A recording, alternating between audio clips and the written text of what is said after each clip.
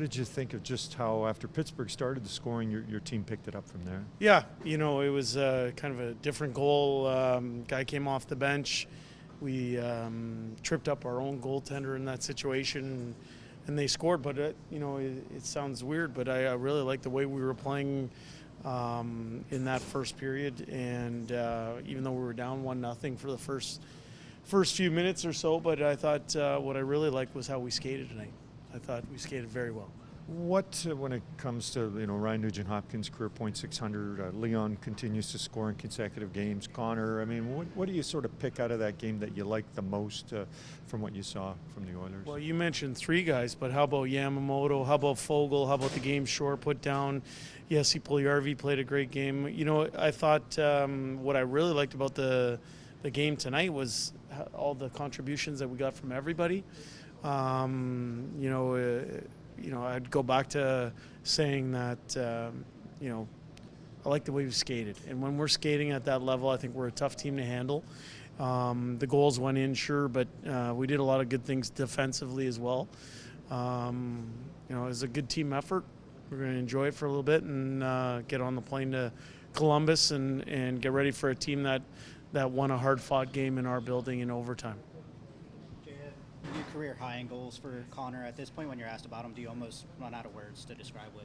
Yeah, I do. Yeah, adjectives have all been used by me, and I said this earlier in the year. The local media would have heard me say it, but sometimes I heard someone say, it's like living at the foot of Everest. You almost become numb to how what you're seeing every day. And I think it's important that everybody take a step back and understand that we're seeing someone at the top of their craft in the prime of their career putting out there what he's putting out. And he does it day in, day out. He's supported by a bunch of teammates that he loves to lead and that work hard for him. It's quite impressive.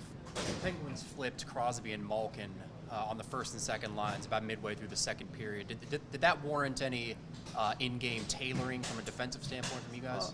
Not so much. For us, especially on the road, I don't worry about matchups too much because the other team's coach controls it. So I don't really fight the match. With us dressing 11 forward, sometimes we're a tough match just because we have different combinations coming at you. And most importantly, we put a focus on us or a premium on us in our game.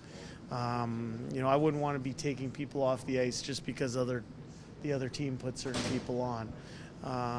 It worked out for us tonight.